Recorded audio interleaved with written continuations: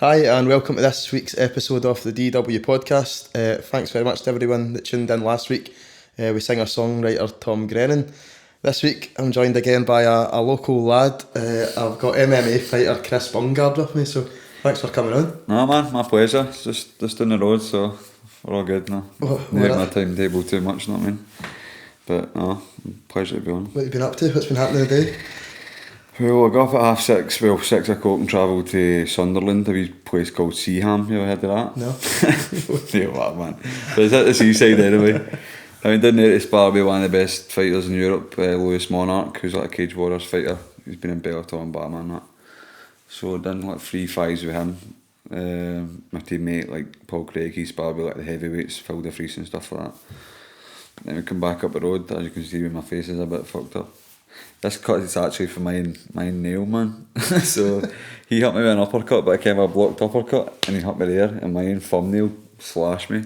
It's like I was in the wrestling, like cutting yourself with a steel chair shot. You Get some fake blood on again. And then I came up the road there, straight to strength and conditioning, Wishy. So Seaham to Wishy, and ours, mate. What one's worse?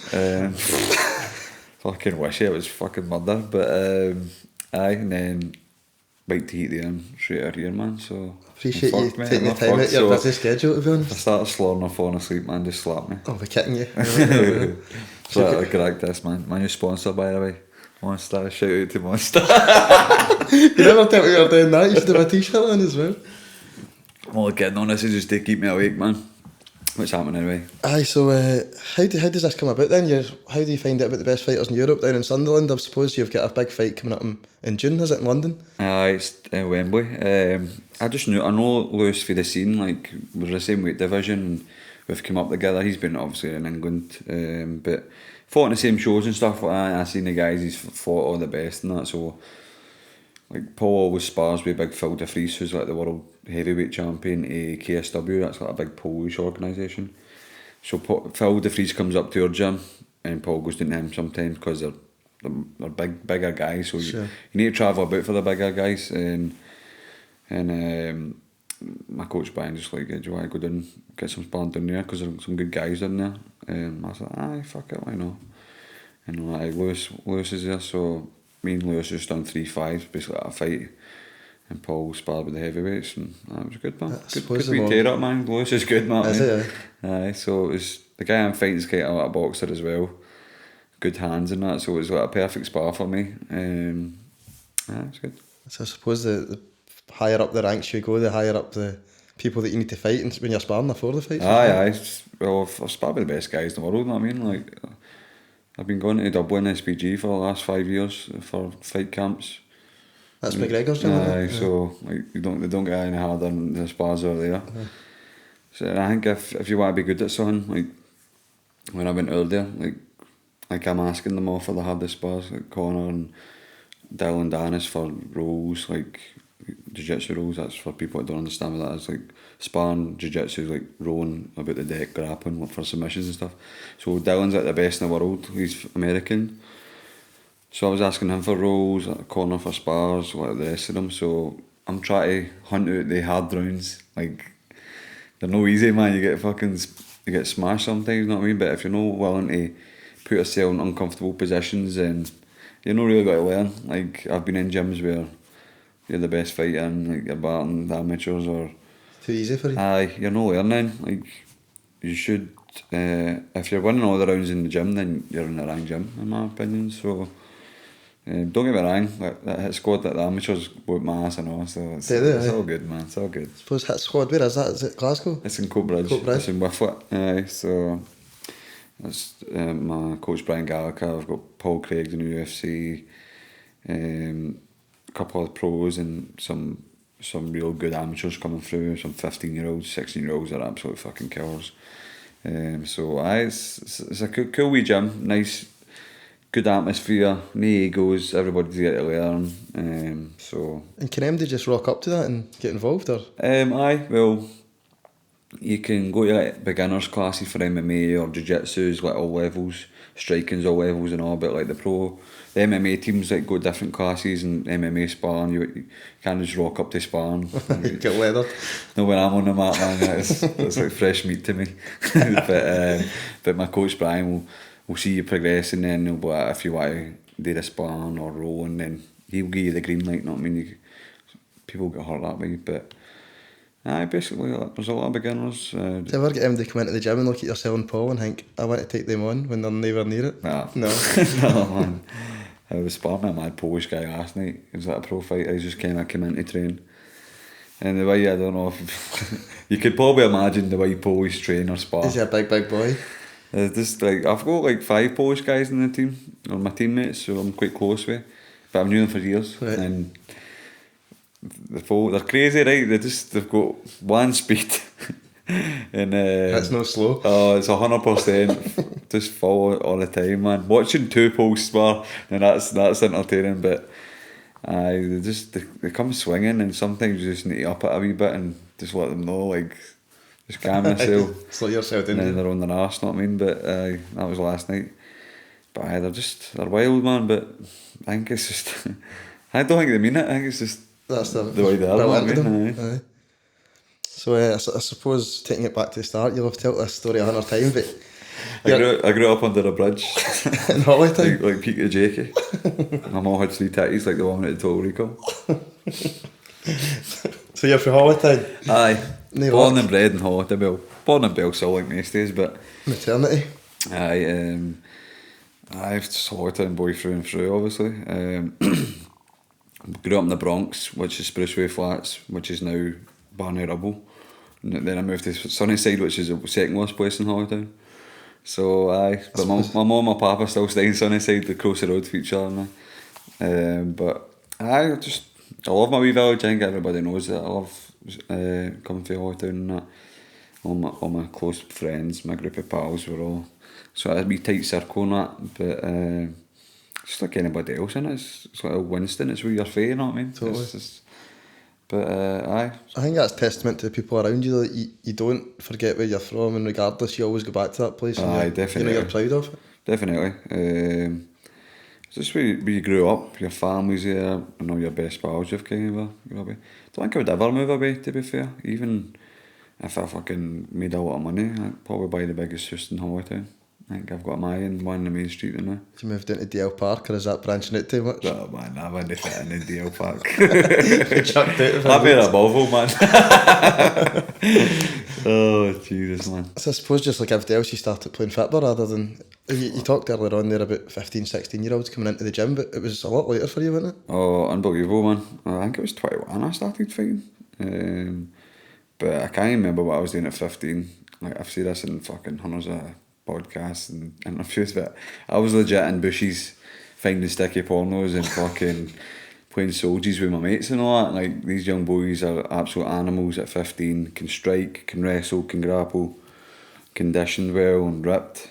Man, I couldn't put fucking two of the same socks on when I was 15, 14, but aye, so played football, jumped about the streets, done all the usual shit. Played for Halton Colts all my life, basically. Scored a shitload of goals. That's all I was good at, was scoring goals. The striker? Scoring goals and winding people up. I'm still not bad at that, actually.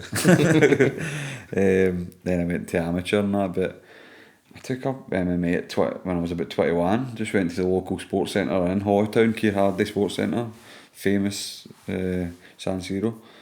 And it was just like bring your mats out, guys just showing you fucking some jiu-jitsu and a wee bit of rolling and stuff like that. And I went down with, I bought wee fucking stupid UFC gloves, man. I don't even know what I was thinking about. I didn't watch UFC, didn't know really what it was. I knew Chuck Liddell and Tito Ortiz, that was it. And I just started for there, me and my mate came a fair way for it. And we moved for the sports centre into a range gym in Wishy. It was Team Raw. And we were shite, man. Our team was shit. I don't know why. I won my first 3 amateur fights and I didn't know what I was doing. Do you think if you'd started at 15 or 16 like these boys are now, you'd be even better? Oh, aye. Fuck, I'd be a black belt in jiu-jitsu anyway. I'm not far off that, but I'd have been...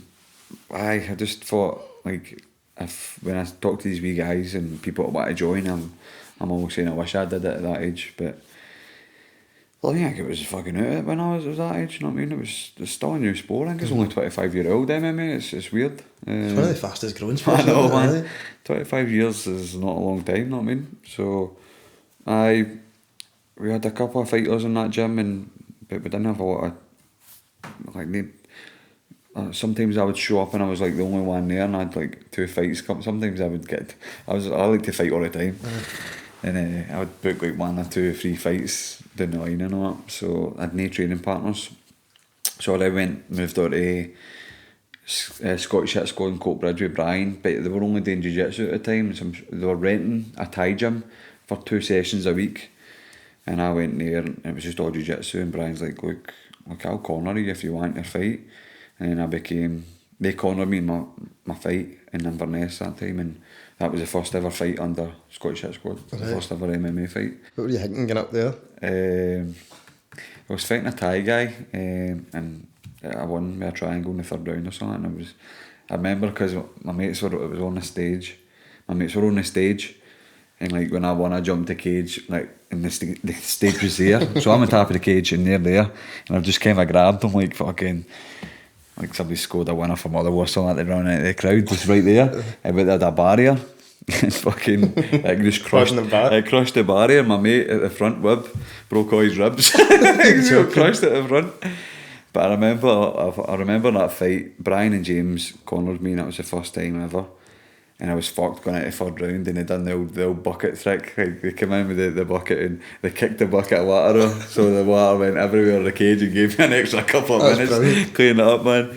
So that's the first time I've ever seen that getting done, and I ended up winning the 3rd round. So I suppose you'd probably take a mad squad up with you as well. That was mental, mate. Like them up on that stage was bonkers. So that was like the start of the Hit Squad, and then after that, a lot of the guys for Team Rock came to my gym. And that gym fucking went finito, and fuck knows what shit went down with the coach as well, but we won't get into that. And it's still the same 2 boys in the corners for you? Right now? Aye.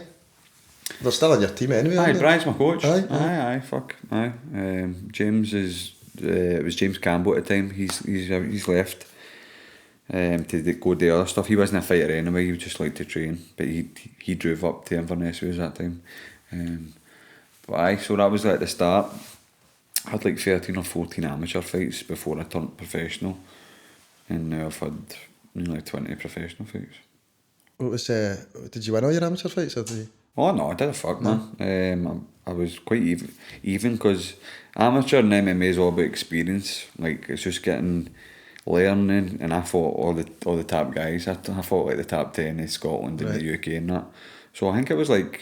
I think I'd lost 5, won 7, 5, and drew 1. But I drew against the number 1 guy, and I smashed him, so I should have won that one. So I got a lot of experience in amateur, and I fought all the tough guys. So where people would like fight shite guys and get a good record, then go into pro and just get smashed because they weren't used to fighting a guy that was decent. Sure. I mean, so that's why I say to the guys in the gym, see if they lose an amateur fight, I'm like, I lost about 6, man, what about it? It's a learning curve. Look where I'm at, I mean, so aye, that's what it is all about, is getting experience and learning and fighting the best and getting used to fighting in front of crowds. And because Guy, I'm sure you haven't fought ever. No, like can you not tell? An actual fight. We'll try later on. In the cage, like, that's a roller coaster of emotions, not just like the build up of the months of training. That's easy because you don't think about it, but the day of the fight, when you wake up, especially if they're new. I'm alright now because I've had like 31 fights or something, but like if the new guys, like terrified. Aye, you're up, you're doing.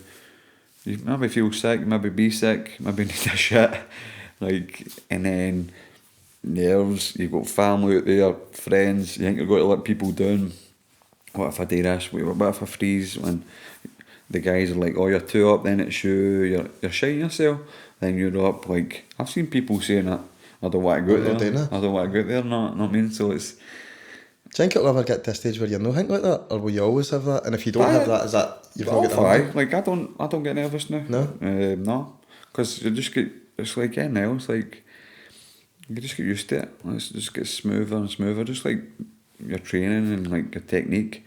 if you're a beginner, like if you see, as I said this all day, if you see two beginners rowing or sparring for the first time, two beginners, it's dead tense and they're like they'll grab and they'll use all their energy or they'll be erratic, but the more you do it, it's smoother, it's nicer, it's more relaxed. I'm more comfortable with exactly. it. So it's just, I feel that's the same with fighting, like on fight day. You're more calm, you're more relaxed. Obviously, the bigger the occasion, the bigger the fight, maybe it's on telly, maybe it's for a title, you'll get a wee bit of butterflies, but really, if you're a fighter, you've been training so hard and you know what you're going to do and what you need to do, then it should be easy to control that, but everybody's different. It was when you seen that professional contract coming in front of you, was it a no-brainer then? Because I seen that you had two offers, didn't you? The European one. I had the Cage Warriors one, a 5-fight deal, and I thought I was going to sign it, and Cage Warriors, just for instance, you get about a grand a fight with £100 if you win. I mean, that's £1,100, which is shite. And is that, you think, how many fights am I going to get a year? Is this worth this, or is it? Not just that, but Cage Wars is one of the biggest in Europe, and it's a platform of the UFC, and it's good for, it's shown in BT Sports and UFC Fight Pass and stuff like that, so it's a good audience for sponsors as well. But when Bellator come chatting, like, that's no comparison. And like not even talking about money, it's just there's night and day, man. And it's Bellator, I mean, them and the UFC are rivals. Do you think there's as good a pathway into the UFC, or do they just see themselves as we're competing with you? They're competing with the UFC. Like, a lot of people do say that, like, a couple here then go to the UFC, but that's not even in my mind, man. I'm already on better money than some of the UFC fighters. Sure. So, like, and it goes, my contract can go up every win, so if I put a couple of wins in, I'm laughing, you know what I mean? Then the time we come in to negotiate my next contract, then fucking I'm buying that big cushion hotel, you know what I mean? But as I say, it's like, the money isn't the factor to me, but if you're going to do fighting full time, you still need to pay your bills. You want that security, don't you? Yeah, you still need to pay your motor, your flat, your food, all your bills, and you still need to get by in life. So people say, oh, it's not about the money and that, but if you're trying to get by in a grand a fight, Cage Warriors contract, you've got to struggle. You need to, I work the door as well. I do some PTs here and there, but up in Skish. Aye, no far from here. You're all regulars? I'll try to stay away from it. I'm sure I've seen you in there before. Have you the worst fight in the ring or in Skish? That's the question. I've done the door for years and years and years. I've only been hurt once. I chucked a big guy out. I come to shoot, you just kicked off. Don't get in there, but and I took him to the door and I thought he was on his way out, and the guy I turned back and the guy just ran back and just scud at me a welter, man, right there for the side, man. A few weeks out of a fight. And I took it like a champ though, like he got dragged out or whatever, and I thought it was a glass, but it was my fault. I turned my back and I was pure schoolboy in him, but I thought he was on his way out. So that's the only time anybody's even attempted to lift their hands at me, and I've worked everywhere, all the UK festivals, Carluke, like Motherwell for years and years, and that's the only time Where was that? Was that in Motherwell? I was in Scoosh, man. Was it? It was last year, man. Last year before my fight. Do you think people see you as a target now that you've been on the telly and you're in the papers and you're becoming a big name? No, though, when I'm working in Scoosh, I get all what are you doing this for? Like, because I want to work, I need to work still, you know what I mean? But don't get me wrong, there's a lot of them just come for I get moaned at all the time off my boss, like people just queuing up for pictures and all that. You're supposed to be working, I'm like, I'm trying to keep the customers happy, you know what I mean? I'm just like, I get to fuck. But I enjoy it, Scoosh, like I know all my mates study the doorway, the security way, I know everybody behind the bar, so I know everybody that comes in, so it's a good laugh, man. If it's busy, I'll just talk away to people and it just flies in, you know what I mean? But it's no good if I'm training the next day or whatever. I'm not getting into 3 and 4, you know what I mean? And I'm back up at 11 just saying whatever, but that's the only downside. But I'm taking it down to just a day now, so just a Friday. So bit quieter than a Saturday for you? Oh, it's definitely quieter on a Saturday. And how does your training schedule, what does it look like? I mean, you say you've got this fight coming up in June in London. If you're now to the end, how does that look? What I find, I'm not the biggest knowledgeable person when it comes to MMA, but you obviously have to cut a lot. Yeah. It's almost a bit of a controversial thing in the sport. Well, I'm sitting at 81 kilo there now and I fight at 70 kilo, so I've got 11 kilo. That's what, fucking 20 pound or something. So 4 week time I need to lose that. Do you find it hard? I do find it hard, it's tough, but I've been doing it that long, I've got a process and it's pretty easy. Well, it's not easy, it's tough. But I get it down gradually with my diet and my training, and then come fight week, I'm usually about 7 kilo out, 77, perfect would be 77. Sometimes I've been a wee bit higher, but I still get there. Got all my carbs out, a water load, I do my salt baths, the saunas the night before and the morning of the way in to get down to that weight. But how long do you sit in them for? Hours, baths, hours. But you're dehydrated for like a day and you're trying all that shit. It's no good, but people will say, oh, how do you do that? I want to do it, especially lassies. Want to lose weight? Kidding on the want to lose weight, not on a fucking stick. But you're like, I only do this for a couple of hours until we in, then I drink one and it all goes back on. So it's not like it's dangerous. It's not something I would pass on to. It's not good for your body, is it? Somebody try to fit into a fucking wedding dress, not me. It's not something I would pass on. It's not good and it's wrong and it's dangerous. So I think they'll change that in the sport. Well, they've got an organisation called One FC. I don't know if you've heard of that. It's in Asia, No. and they do like weigh-in checks like through your camp. So you need to be a certain weight here. Then 2 weeks out you need to weigh in here. So you're not drastically cutting a lot of weight. Right. Because when you're dehydrating yourself, you're draining all the water for your brain and stuff. Sure. And then that's how when you see people taking wee knocks and you can see them get knocked out, it's so easy. That's really. That's why. So I cut a shitload of weight. Then the time I fight the next day, I'll be back up at a different weight division. I'm way up to welterweight, which is 77 kilo, 70 to 77. I mean, Feel a bit out of the game for that day though. Do you feel like I'm spaced out, a bit dizzy? You can like even the next day, like you see it, my face changes a wee bit, and you can feel in your body like there's something different about you. You feel like you've left your body a wee bit. But it's just the way they do it, man. Like, if I didn't do it, I would get these kills cutting down for fucking, like, heavyweight down to there. So I need to do it so we're all the same size, Exactly. really, not me. Exactly. How about your Newcastle fight then? That was your first one on telly, eh? It was Channel 5, wasn't it? Aye, Channel 5, man. Fuck, that was some buzz. See, when they told you it was going to be on telly, I bet you were absolutely buzzing. Aye, I was. Because you've not had it, that you have been, you've been out there and putting yourself in the public eye. Because it's the highest of highs, but if you lose, the nation's seen you getting your ass whooped, man. Lucky enough for me, his ass got whooped, but... how quick was it? 30 seconds? It was 2 minutes. 2 minutes. 2 minutes and I'm giving you more credit. Aye. I could have done that, but I just dragged it a wee bit. But I was a heavy underdog. Terry was a 2-weight world champion. I was like 61 on or something. So All your family and friends have you in? aye, my mate's not got a good punt on me, but I send him my fucking bet slips when I'm warming up. I probably shouldn't be looking at my phone, but I just like looking at. Keep you distracted. Sometimes I feed off like the positive comments and positive messages, so I'll look through it. Like I'll put a weigh-in picture up or a square up picture on the night before, the day before and stuff, and it just goes mental for that shit. And even sometimes when I'm like having a shit day at training or like a shit fight camp, like maybe I'm feeling down or something. I'll look at past fights, past pictures, past comments, and I'll read that, and that's like, right, this is why I do it, and I'm actually no bad at it. So I think I was reading like comments and that just to get me up a wee bit, and then my mates were fucking texting me like, wait, bookie slips with like 200 quid. No pressure, mate. I'm just like, fuck this shit, man. So stuff like that, like the clubs and pubs around about here were showing my fight, having like parties, and I'd seen a video in New York. Must be a Scottish guy told him to put it on, and pubs around about here like jumping about celebrating, like something I would watch like if Celtic were playing, like people just jump about like a goal.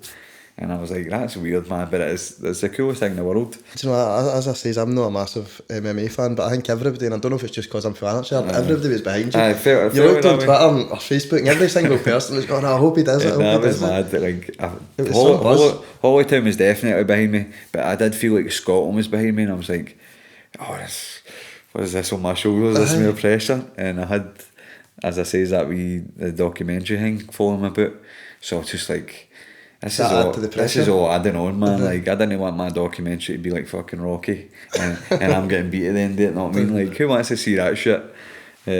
So, and then when I won, and the way I won, and it was just like, this weight just been off me, because I'm hanging about this cunt for the last 2 months, and he was just being a dick. I'm a dick, right? But like, I was being honest how I thought the fight was going to go. I thought it was going to be 3 hard rounds. He's tough. And I thought, shit, I need to work for this. And then he didn't. He just thought he was going to run through me, and that was his downfall. And even walking out, he was smug, and even after it, he was a cunt. So it couldn't have happened to a better guy, to be fair. So it was like a fairy tale ending for me. And you were up on top of the cage again? Aye. Early cage? Trying to get the cage, aye. Geordie Shortlet? Aye, I was looking for fucking what's the name? Scotty T. Aye. Scotty T called me like a nonce. I was arguing with him, and he called me like a nonce, and I was just like, I'll remember it, because I will see you. Was he there? He was there, but I didn't see, when I was jumped out of the cage, like the Bellator crew, who the fuck is that? Rude, are they? That's folks sending you good luck messages again, in case you're feeling down. Right, get yourself to fuck. Airplane mode. Sorry about that, apologies. Fucking amateur over here. He's got his own podcast, I know, he should know better. No, I've always like that, that's terrible for him, man.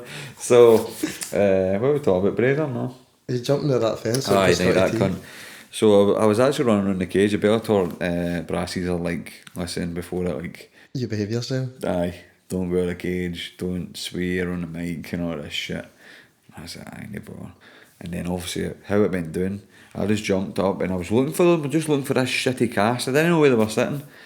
And I went round, I was still looking. I don't know what the fuck I was doing, man. I was just pure adrenaline. Aye. I'm glad I didn't see him, because I would have actually Eric Cantona had him right in the front row, man, and I would have been sacked, made the papers or whatever. But after I went back, and I came back out to watch some of the fights, and I actually seen him. He was just banging, and he walked by me, and I was like, oh, you cunt, and he looked round, and he just kept walking away, and my mates were just like, oh, it's alright, just leave it and all that. And then Charlotte came up, and I said something about Charlotte and all. But on Twitter? I said something about her deep throat or something, I can't remember what it was. And she walks up, and I'm like, what's happening, Charlotte, man? And she's just like, hiya, how you? And I'm like, you don't have a clue who I am, but I'll talk to you anyway. And she was just being nice. She was just trying to be friendly, but I don't think she knew who I was. Do you think they've chucked him in there to get that, to raise the profile? I don't know, man. I honestly don't know. Because you were hoping to line him up next, but he got beat, didn't he? Aye, they were never ever going to do it, mate. But he started saying my name, and that's what was getting me a wee bit excited. But I think after I demolished Terry and that hillbilly beat him, it's like, oh, I didn't want that fight, and I don't think it would ever happen anyway. You touched on it earlier, says it was like celebrating a Celtic goal. Suppose that in this part of the world it's almost divided. Do you feel like there's half the folk are there for you and half them are against you? Aye, definitely. But that's my own fault. Like, I'm not a bit out there with Celtic. Like, I've supported them since I've been a baby. But it's like what you says about you wouldn't move away from Hollytown. You're not going to change who you are. No. My two of my best pals are fucking Rangers fans. They're ugly, but they're still Rangers fans, not me. And I love them to pieces. So, like, that doesn't bother me. I'm honest with Celtic. I'm honest. If Rangers beat us, I'll say my honest opinion. But I like. Do you ever get pelters for Rangers fans? I do, man. Like, the last couple of weeks I've been getting it tight actually, man. I just laugh at them though, but I just know down the line, I mean, I'm going to lose at some point. I just know I'm going to get it tight after that, so I've got to jump on it, and rightly so, you know what I mean? Rightly so, yeah. But I'll just smile, but it's all good. But most of my fans are Celtic fans, so that's like when I go to the games, I get mobbed and that, so I can feel that they've got my back. But I'm not trying to please everybody anyway, so I'm a Celtic fan. It's just the way it is. You go to quite a lot of games? I go to them all, aye. I suppose, did you not say that before you became professional, I think I maybe heard this in another podcast, you're working somewhere else and your boss pulled you into the office and was saying... Yeah, that's how I lost my job. I've worked in the steelworks for years and years and years. At Ravenscraig or? Excel Steelwork, but in Newhouse Industrial Estate. fuck, don't know if they can sue me. XL. So I worked there, but it was a fucking dive, man. Absolute dead end job. Well, it's only 5 years, right? But they took sickies every single day, and I'm not saying this. I was always in my cell, and I loved the guys to bits, man. But I was always in my cell raging, driving forklifts, cutting steel. But I would take sickies if I had no holidays left. I'd take sickies to like train in Dublin, train in Iceland, go away with Celtic to Germany away games, and at one point I went to down England to fight, you know. And like I went to training with Celtic at Lennoxtown with the team. But I said, what, were you playing or were you? No, I was training with them. Right. So I had to say to my boss, she was a woman, that I had a hospital. And I went away, fucking zoomed right up to Lennoxtown. As you do, you know what I mean? They would do that, wouldn't they, if it's a team that's support? But see if you'd asked, would she give you off? No. She turned around and said I would never come out. Right. She's like, I would if you just told me if it was for that. But then we fucking... So the day I went to Iceland for a week or something like that, and then I went to Dublin to train. I came back. I knew I was getting a disciplinary, but I was the only one that could use all the machines. I was never off.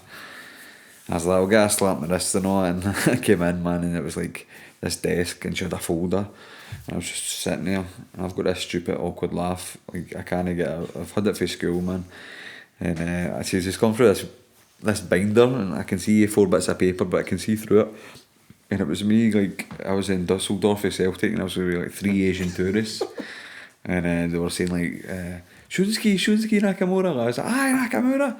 So I was getting a picture with these 3 quite good looking, man, Asian tourists, and I had seen that picture. It was from Instagram. I've seen it right through the bit of paper, and I couldn't stop laughing. She's like, do you think this is funny, Chris? Christopher? I was like, what the fuck are you doing?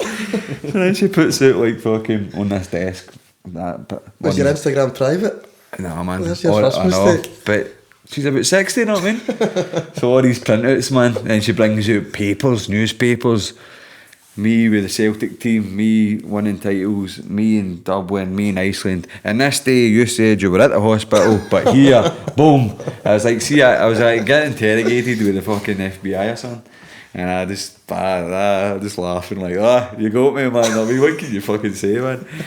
And I was like, I'm still golden, man. We're golden. I can still use all the machinery. I've been here for about fucking 8 years. Raging? Aye, next day, man, boom, bullet.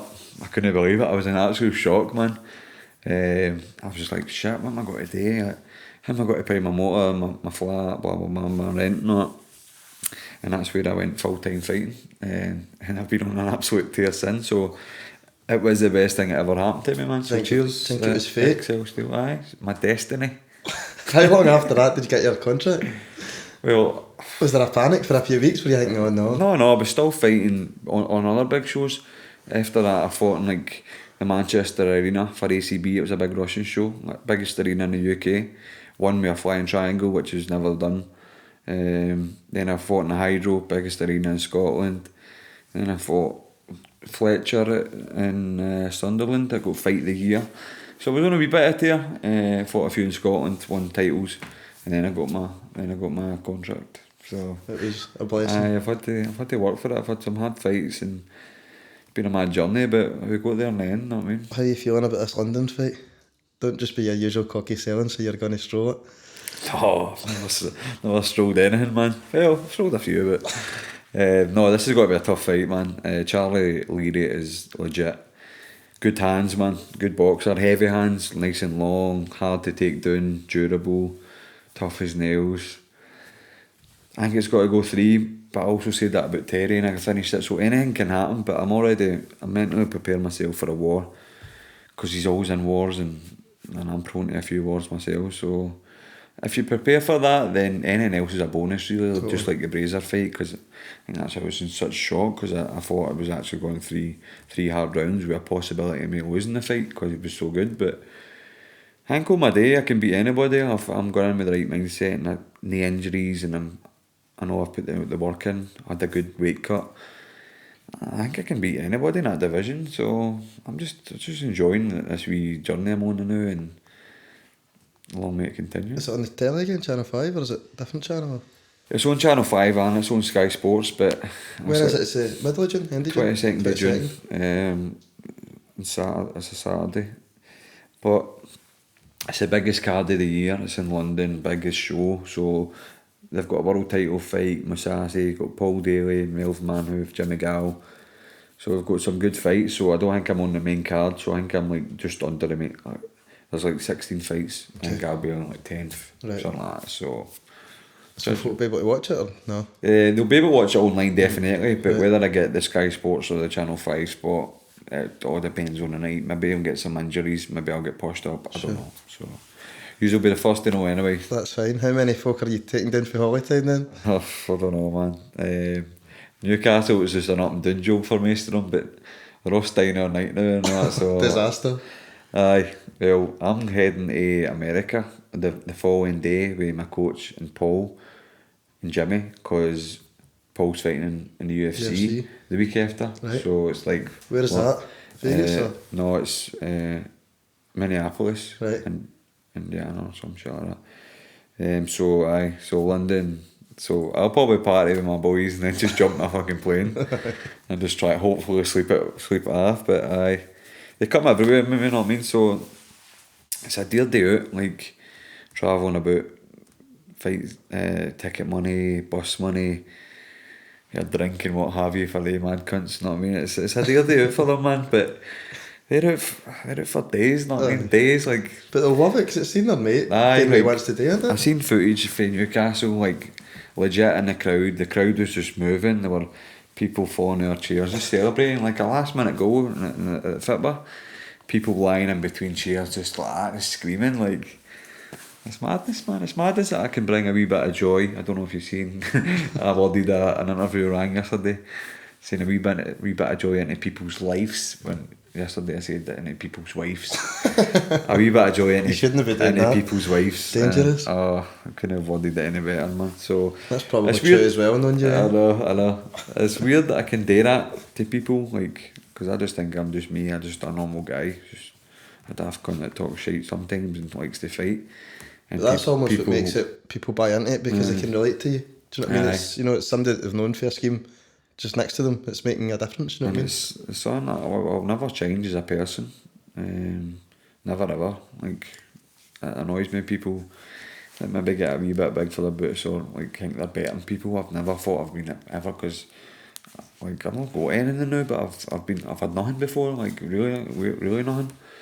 And you just get by like with your faith and like your family and stuff like that. So I would never treat anybody different for like if they didn't have money or the stuff they wore, or like, see, you know what it's like now, people online and that, like most of the Instagram cunts live a fake life anyway, just for a picture. It's madness, man. So there's a lot more pressure on folk nowadays, isn't it, to have that Instagram lifestyle? Exactly, get the young ones growing up now, like, and that's what a lot of suicide comes into it and stuff like that. They're trying to be somebody they know, and maybe they can't do what they want, and they're insecure, and then they're getting bullied, or if they know what that is. It's madness, man, how the world works these days. And on that note, you've done a lot for local charity Chris's House as well, haven't you?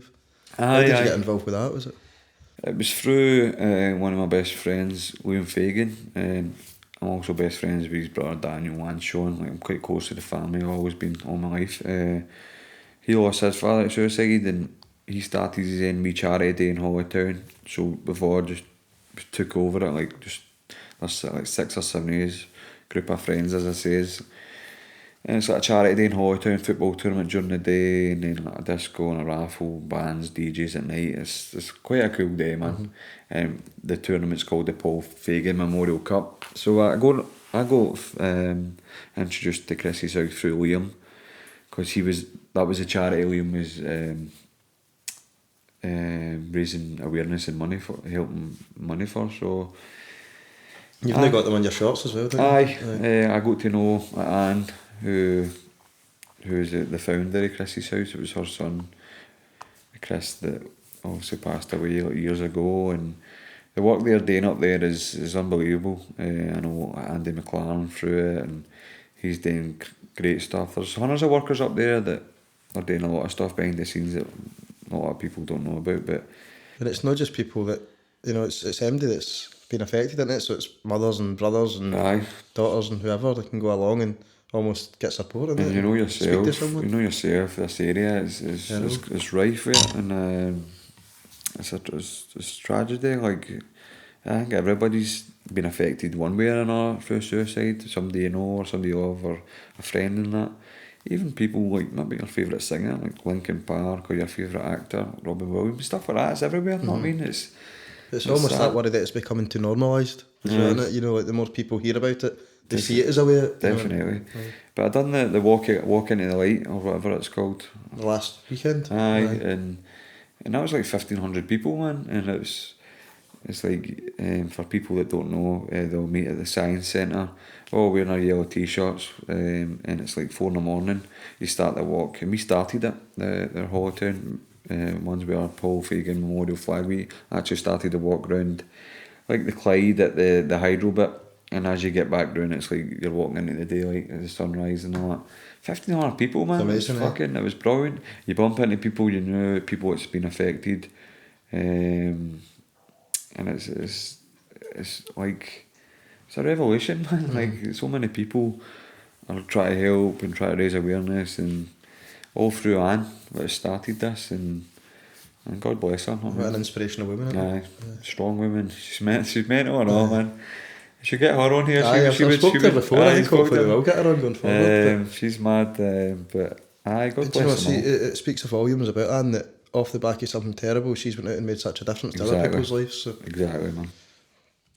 What's the future bring then? You told us just before we started filming you've got a documentary coming on. I hope it's nothing to do with people's wives and it's actually about your career. I was going to change my fight name to The Housewife's Choice. So a documentary, BBC.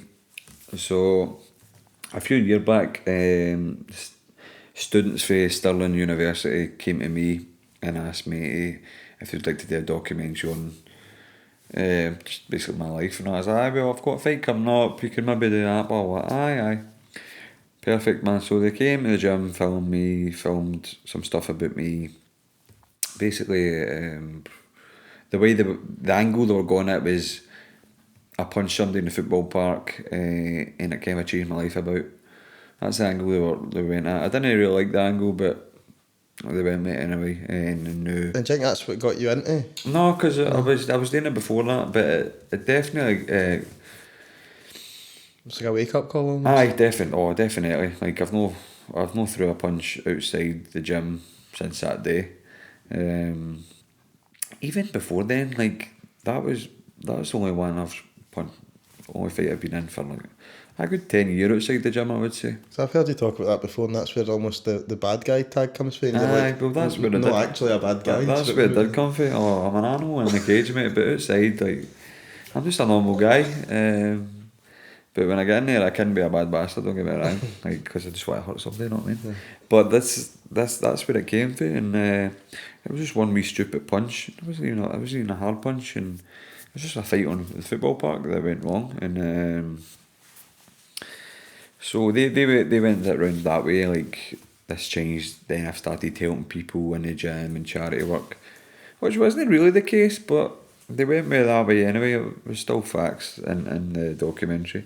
And then they followed me about for my fight against a Brazilian guy, and the documentary was good. I got my papa in it, and stuff like that. And you're quite close with your papa? He's the man. I just left him there. Like, that's where I go to the gym, wake up, go to the gym, then go to my papa's, we'll watch a film, we'll watch football or whatever. That's brilliant. Then I'll go to Tesco at a fucking midnight rambler, then go home. That's my wee triangle, man. Mm-hmm. And so they done a good job of it. I enjoyed it. I went to like Stirling Uni to watch it. It was quite nerve wracking. They all passed their uni work, and won all sorts of awards. I won an award last week for like the British Choice Award. I don't know, Housewife's Choice or something. I don't know. Housewife's critic. So it's still winning awards, and then they messaged me saying the BBC's got in contact. They've seen our documentary. They want to do a bigger one for the new channel. Brilliant. I was like, perfect timing, excuse me. I just signed for Bellator and I've got a fight coming up. Do you need to run that past Bellator and say, is this alright if we do that? No, but like when they came to the actual event, Bellator gave them passes so they could come through the back of me, then come through the front, and then they had to buy the footage off of Bellator, the actual, like the TV footage you would get, so they can put it on the documentary. So then they came to Dublin with me.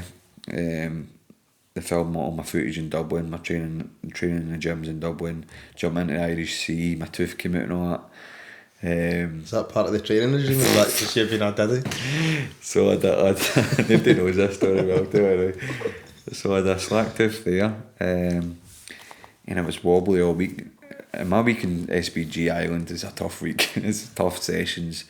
I stay across the road at this house I've been staying at for years and years. It's a wee single bed, so it's like single bed, training, single bed, and it's tough on the body. But my tooth was wobbly all week, and they were there with the cameras. I was just like, should I try and find a dentist, get it glued or what, or should I wait till I'm home? So at the end of the week, I jump in the Irish Sea for recovery because it's fucking freezing. So they come, the camera crew come. It's called the 40 Foot. It's a famous spot in Ireland. And they got the drone out and all that, I jump off a rock and all that. Freezing, come back out. They're filming, like, right, do you want me to get the drone to follow you around the rock? I was like, right, they both jumped in the water, and as soon as I popped my head up, I just felt the tooth just coming out, and I've tried to grab it, and it's just like fucking Jack for Titanic just sinking down this Irish Sea, and I'm just like, fuck, and it's right there, and I don't know if you've ever know had a tooth. Can't believe I'm telling this story. But you look in it and you look like a fucking junkie, you know what I mean? And I'm like, oh my god. And then you're talking different, and as soon as I'm getting out of the water, they're camera, and I'm like, cut the fucking cameras. So this is over, this is it, finished. You're too vain. And then I'm getting dragged into some of the locals, the Irish locals, 80-year-old, 90-year-old guys and women go in this water every morning. And they're like trying to talk to me. They're like, oh, it's fresh out there. And I'm just like, why are they bothering me? I just couldn't even look at them. All the way home, I know lassies at work in my pals at work in the dentist, like emergency appointment, flew right home, just went right to the dentist, man. Oh, it was the worst thing ever, man. You get a false one then? So it's like a crown. Right. So, but they were filming, like, and see the moment I come out of the water, they've got a picture. They hit me here, my hair's all down flat, and this wee tooth is just here. It's just in your beard.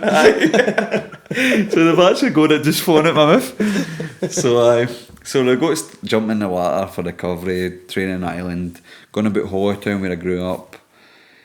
My papa, my mum, training in the gym, and the backstage in Bellator and after it in Bellator. So I don't know what they're cutting or what they're all got to put in it, because they've been up to my work and they've met charities and I mean done a lot of stuff for a guy that I became friends with called Stephen, who had brain tumours and stuff like that. So they went and got an interview after him, and they were all greeting, and they said it was the best thing about it. So I've not seen any of this, and they stayed with him and watched my fight live with him to get his live reaction, watching it, jump about. They asked to do it with my papa and my mum, and I kept patching it off because I'd a wee bit of doubt that I could have lost, and I didn't want them still filming and I'm getting beat, and then they're like, let's see how John likes it. Looking at my papa's got it. That's 10.5 and ready to hit something, you know what I mean? So, and then when I win, that's the first thing I thought of. I'm like, I wish I'd get my that moment would have been perfect to see my papa jump about and my mum or whatever.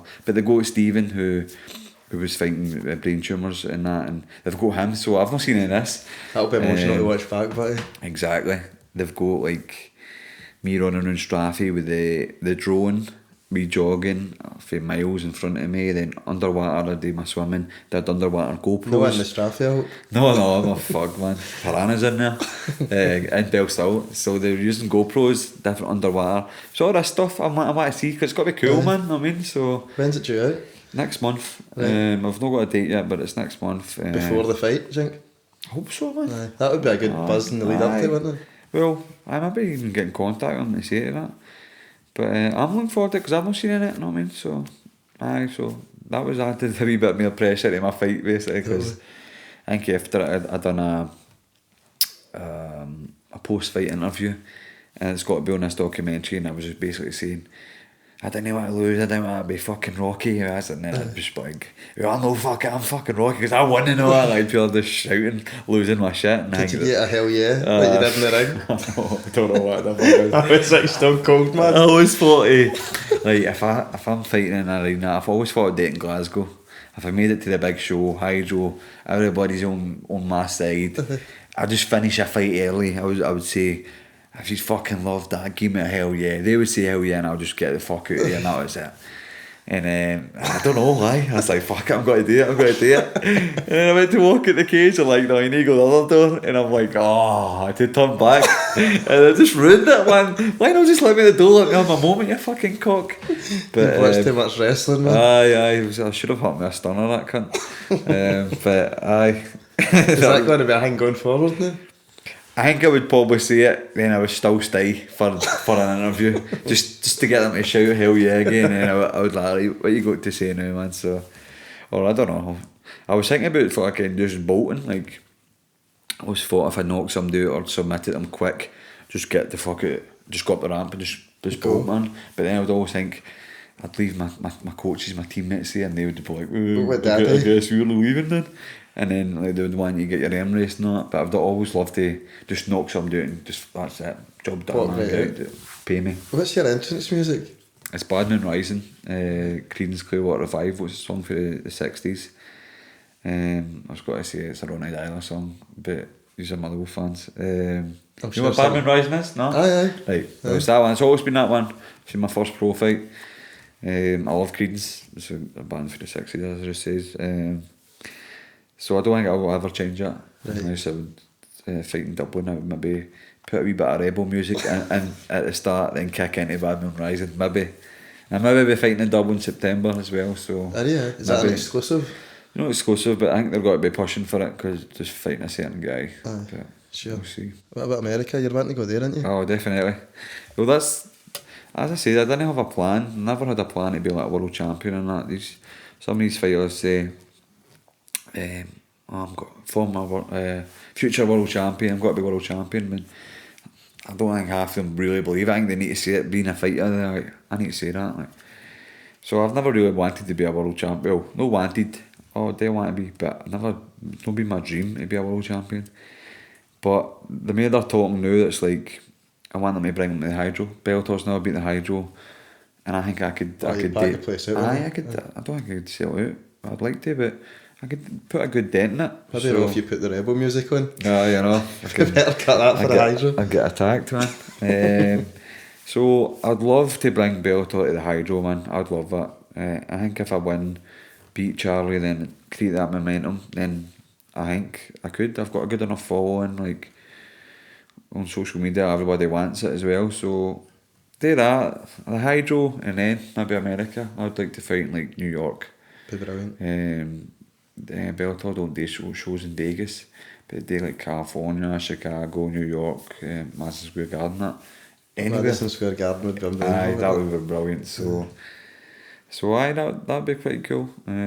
But just one at a time, you know what I mean? You're trying to get ahead of yourself. Aye, it's a wee bit hard naughty, but Charlie's a good fighter, so I need to deal with that first. I know it's a war coming, that's just like, my face is fucked and I feel like I've been in a war. Listen, thanks very much for coming on. No, man. Good luck with your fight. I appreciate that, man. Do you know what I want to know, right? Because see, when we finish, right, we'll get a photo for put on the internet. Why do if you're getting a photo of fighters to do that, man? Because I'm not really. I look a bit weak if I do that. Just a smile, mate. I don't know. It's just like you wouldn't go to a football player and like try a heater. I jump up with the boot, but I don't know. It's weird because like fighters do that. Jiu-jitsu guys do this. It's a jiu-jitsu thing for the grapplers, man. And I just do this. But I don't know, mate. I don't know. This, that. Aye, that's like a one's like if you're really killing it. I don't know, mate. Must think you're hard if you're doing that. Yeah, we'll maybe leave that one at then. Aye. Nice one. Thanks very much to everybody that's listened to this episode of the DW podcast. Hope I didn't talk too much shit. You were alright? Aye. You think so? I don't know, man. And we'll get him on after he's won his next fight to talk about how he's going to go to America and take over the world. Oh, yes, like Pinky in the Brain. Please like and subscribe if you've not done already, and please go back and listen to the previous episodes. Thanks very much. Cheers.